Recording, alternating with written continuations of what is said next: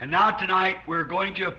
agora, esta noite, vamos abordar o tema que prometi esta manhã, o Senhor querendo, para falar esta noite. E vai ser mais ou menos ensinando por causa da voz.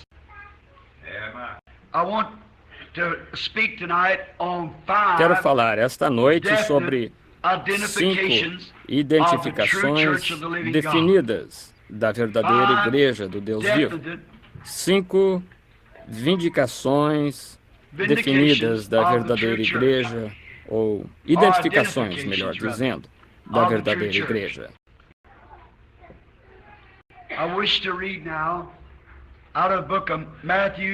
Desejo ler agora no livro de Mateus, capítulo 16 e versículo 18. Começarei no versículo 17.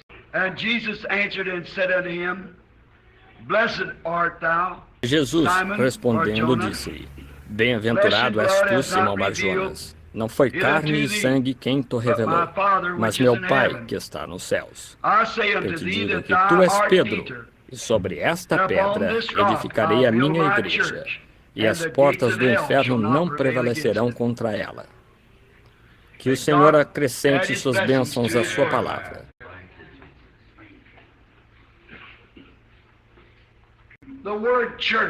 A palavra igreja, cada um destes temas que escolhi esta noite para sobre eles tentar falar para vocês, um é o que é a igreja, quem a instituiu, qual é a sua mensagem, como nos tornamos membros dela e podemos chegar ao céu sem ser membros dela. Agora, cada um desses textos poderia levar horas esquadrinhando, mas gostaria apenas de falar de alguns pontos fundamentais, sem me aprofundar muito, para mostrar o que é a verdadeira igreja. E agora, quero que usem suas Bíblias. Agora, em primeiro lugar, a palavra igreja, propriamente dita, significa os chamados para fora. Agora, Israel não era a igreja de Deus enquanto estava no Egito. Eles eram o povo de Deus. E então, quando Deus os chamou para fora do Egito, eles se tornaram a igreja de Deus, porque foram os chamados para fora.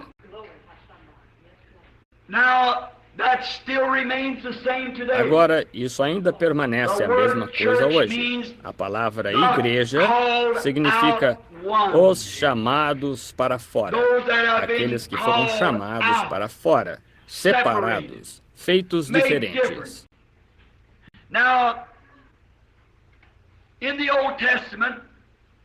Agora, no Antigo Testamento, a igreja conhecida era chamada o Reino de Deus.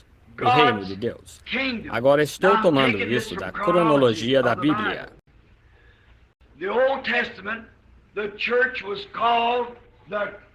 No Antigo Testamento, a igreja era chamada o Reino de Deus. Em outras palavras, Deus é um rei e a igreja é seu domínio. O Reino de Deus, Antigo Testamento. No Novo Testamento, ela é chamada o Império Messiânico. Eu gosto disso. Messiânico. Em outras palavras, o Império do Messias, onde o Messias governa e reina.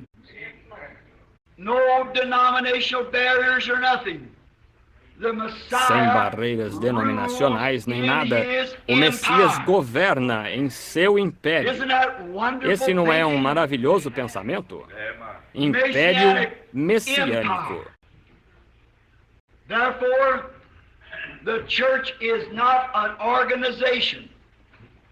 A igreja não é uma organização. A igreja não é um ajuntamento de pessoas. A igreja é o povo de Deus, que foi chamado para fora do mundo para servir em outro reino. Nós temos acesso ao nosso rei. Temos uma entrevista com ele quando quer que queiramos invocar. Não temos outros intercessores, outro mediador entre o rei e nós, senão aquele homem somente, Cristo Jesus. Assim, estamos vivendo em um reino. E ele é chamado na cronologia da Bíblia o messiânico, reino messiânico. Em outras palavras, onde o Messias governa em cada vida em seu domínio, governando a vida do seu povo, um povo chamado para fora de todos os estilos de vida, reunindo-os em um grupo e os chama de sua igreja, ou seus chamados para fora. Isso não é uma coisa bonita?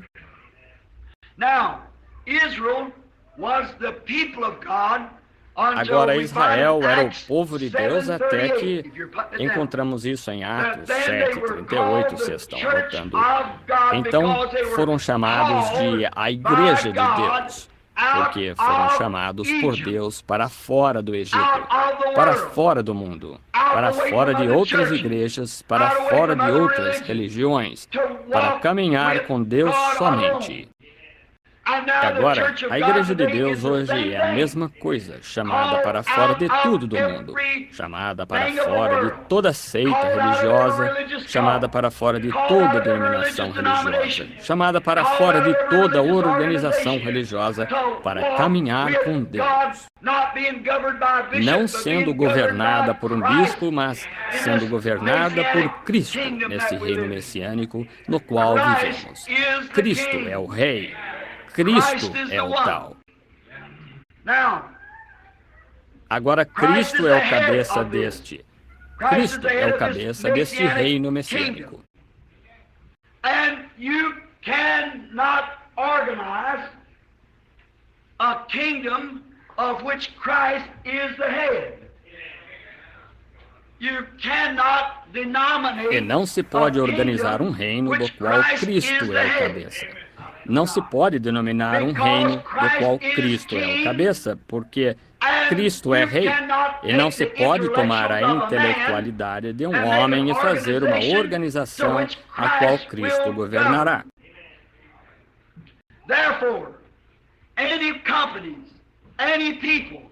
Portanto, qualquer associação, qualquer pessoa, qualquer grupo de homens que tente organizar o reino de Deus está se conduzindo de modo contrário ao rei. E se estão se conduzindo de modo contrário ao rei, seria contra o rei. Assim, se é contra o rei, seria um anticristo. Isso é um tanto rude. Se eu tivesse só um pouco mais de voz, nós explicaríamos isso. É um anticristo.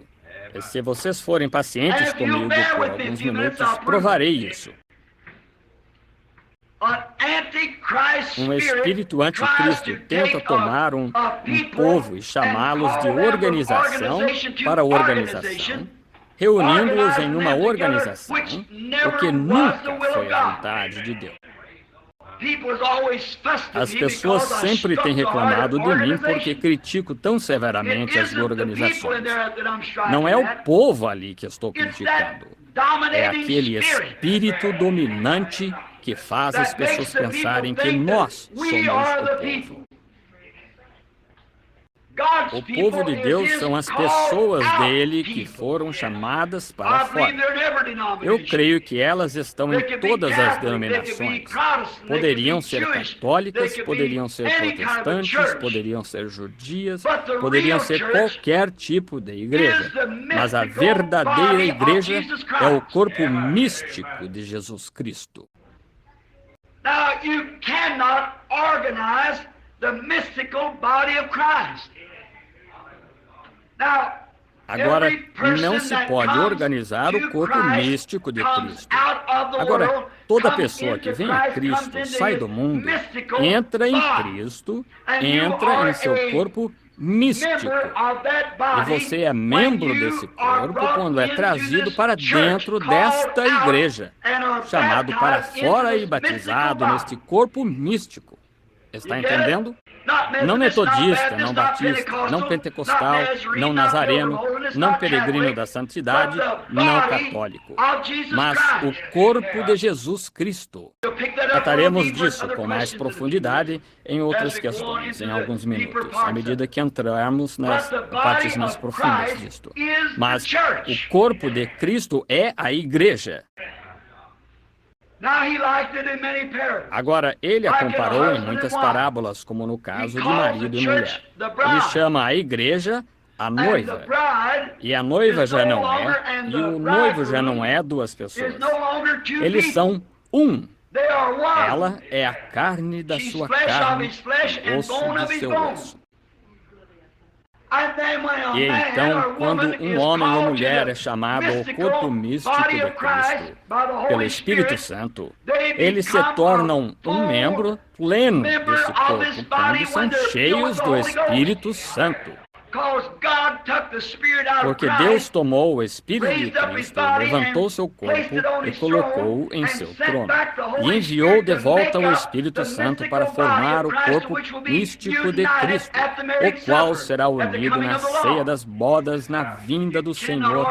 Não se pode organizá-lo, é um mistério.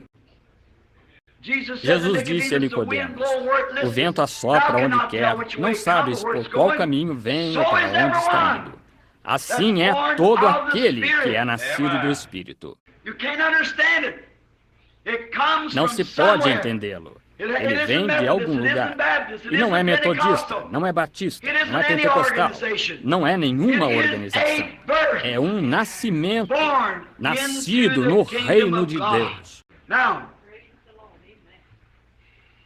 Agora, tentar organizá-lo, então, o torna anticristo. Porque qualquer coisa que seja contra o ensino de Cristo é anticristo.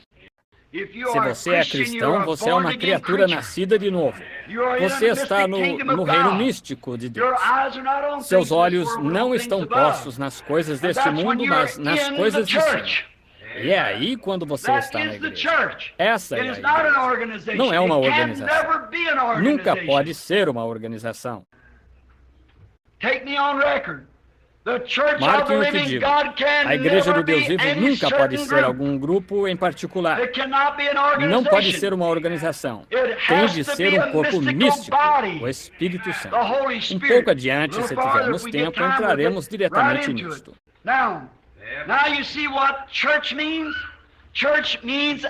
Agora estão vendo o que igreja significa? Igreja significa um grupo chamado para fora. Um povo chamado para fora que é governado somente pelo rei deste reino messiânico. Oh, isso não é maravilhoso? Eu amo isso. Quando li isso hoje, e quando disse ali o reino, o império messiânico, o escritor se expressou desta forma: império messiânico. O escritor também disse: não há tal coisa da igreja do Deus vivo alguma vez ser organizada. Uma organização é algo que foi adotado para tomar o lugar dela. Foi exatamente assim que todas estas falsas doutrinas foram introduzidas, para tomar o lugar do verdadeiro. Essa é a razão porque a mulher tinha na mão um cálice da imundícia de sua abominação. Agora vejam, não estou dizendo que os pentecostais são exatamente tão culpados quanto os católicos, ou os peregrinos da santidade, ou os nazarenos, ou os batistas, ou os metodistas. Mas em todas essas igrejas denominacionais, Deus tem filhos. Eles pertencem a este reino místico. A única coisa pela qual estão esperando é ver essa certa coisa acontecer, que atrairá seus corações para dentro disso. Estou tão alegre em saber esta noite que eles estão vindo do leste, do oeste, norte e sul, puxando a si mesmos para fora, adorando, esperando pela vinda do Senhor. A Bíblia diz que eles farão isso nos últimos dias. Exatamente isso. Ele diz: eles viriam correndo do leste ao oeste, norte e sul em busca da verdadeira palavra de Deus. Uma fome, não por pão e água, mas por ouvir a palavra de Deus. Eles querem que você venha e una-se a isto. Venha e una-se a isto. Não há nada a que você possa se unir. No reino de Deus, não há nenhuma coisa a qual você possa se unir. É uma experiência de nascer na igreja, não de se unir a ela. Agora, talvez eu mencione algo mais a esse respeito em um minuto. Tenho mais algumas escrituras anotadas ali. Mas agora passemos ao segundo pensamento, de modo que possamos tentar concluir tudo isto. Who set it up? That is this mystical body. Who started this? Quem a instituiu, isto é, este corpo místico? Quem começou isto? Jesus Cristo. Ele é a cabeça deste corpo místico. Ele é o rei dele, operando sua própria vontade em seu domínio. Not a bishop's control or a church board's control. Ou o controle de uma junta da igreja, mas um rei, o qual é Messias, ele próprio, operando em seu próprio domínio. Quando começou? No Pentecostes. Não a organização pentecostal, a experiência pentecostal. É aí quando começa com você. Ele falou da vinda dela, ele disse o que aconteceria. Ele disse que ela estava vindo. Agora, desejando, podemos abrir em Lucas, capítulo 24, versículo 49, e podemos ver aqui, começar lendo algumas escrituras, de modo que essas pessoas que estão anotando isto, possam escrevê-las. Lucas 24, 49. Veremos o que ele disse. Eis que sobre vós envio a promessa de meu Pai. Ficai, porém, na cidade de Jerusalém, até que do alto vocês sejam revestidos de poder.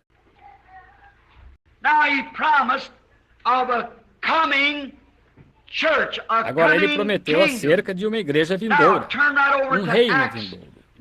Agora abram em Atos 1:8. Agora lembrem-se, ele falou também em Mateus 16:18 de sobre esta pedra ele edificaria sua igreja e as portas do inferno não prevaleceriam contra ela. Vamos chegar a isso em alguns minutos ao passarmos para o outro tema. Atos 1:8. Mas vocês receberão a virtude do Espírito Santo que há de vir sobre vós, e ser-me-eis testemunhas, tanto em Jerusalém, Judeia, Samaria e até os confins da terra. Um reino vindouro de testemunhas, testemunhas de sua ressurreição, testemunhas do seu poder, suas testemunhas de que está vivo. Vós sois minhas testemunhas. Agora, Atos 1:8.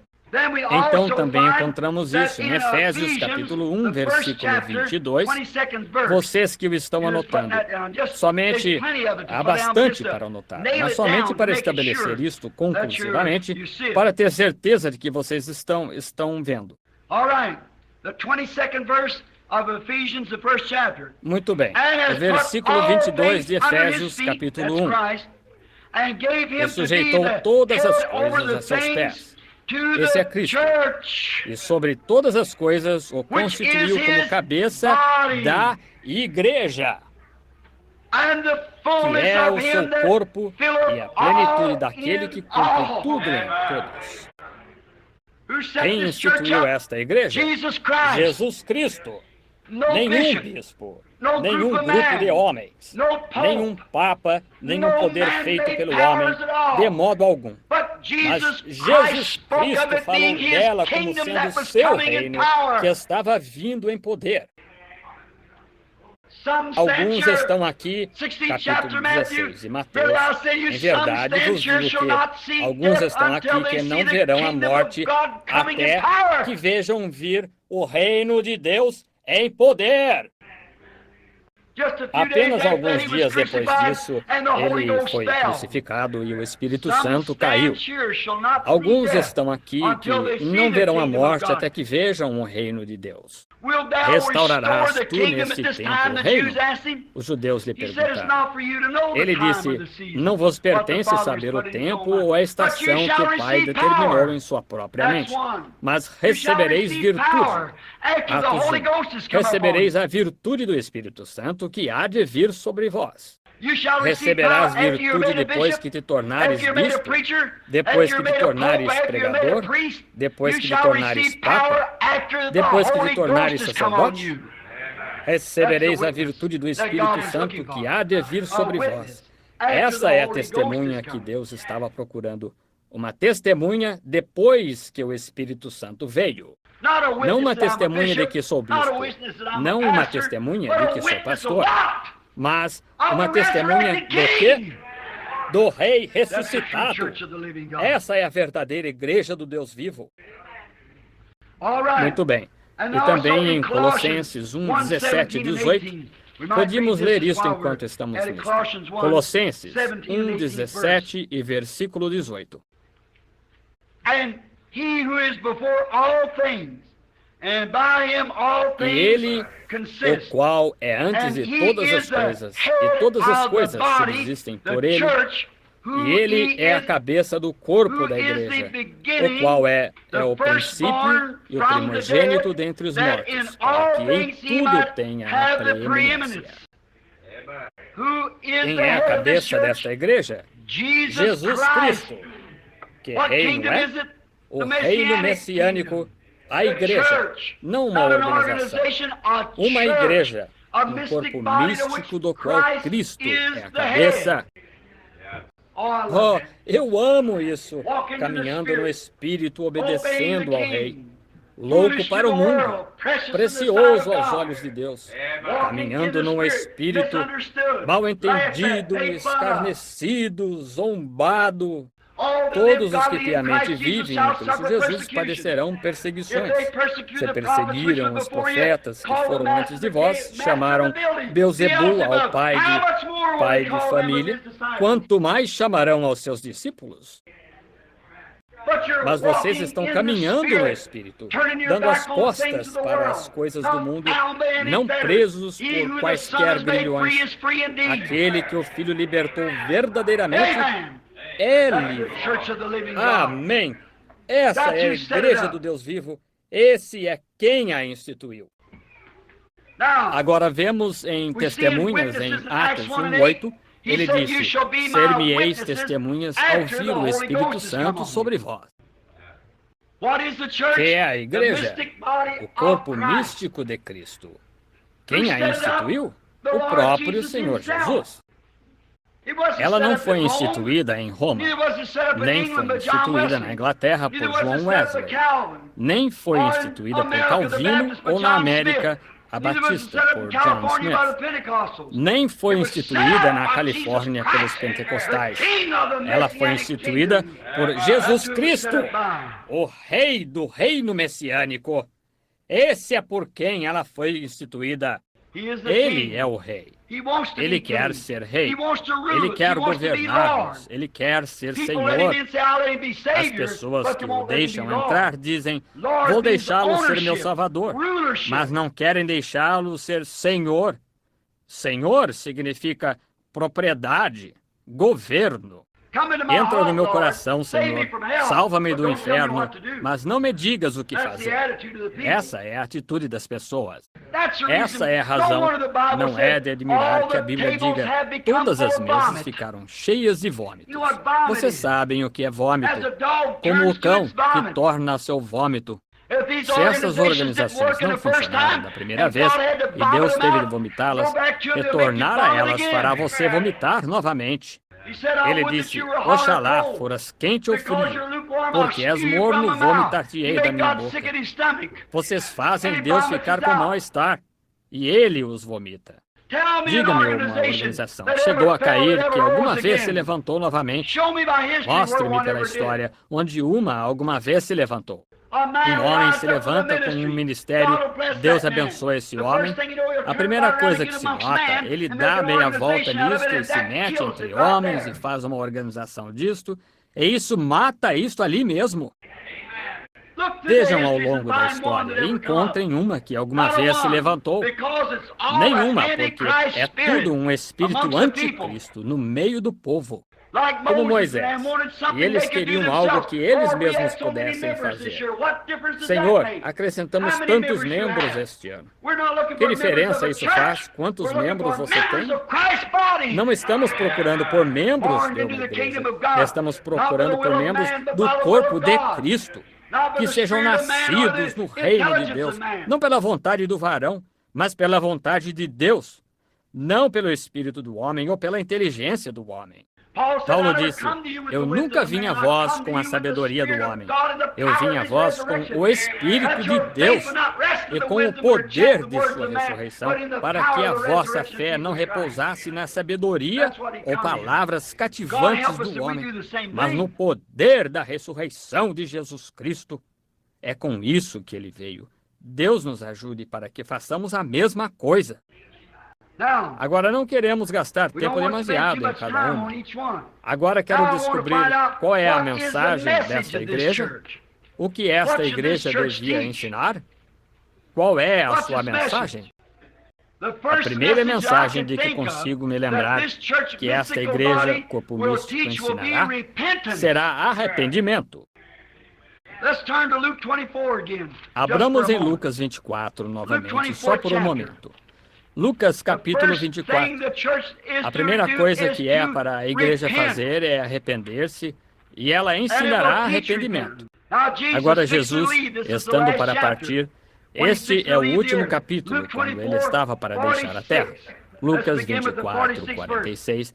Comecemos com o versículo 46. E disse-lhes, assim está escrito, e assim convinha que o Cristo padecesse e ao terceiro dia ressurgisse dos mortos, e o arrependimento e a remissão dos pecados. Quero que isso penetre, porque chegarei a algo em minutos sobre isso. Remissão de pecados. Em seu nome se pregasse o arrependimento para com Deus e a remissão dos pecados em todas as nações, começando por Jerusalém. E dessas coisas sois vós testemunhas.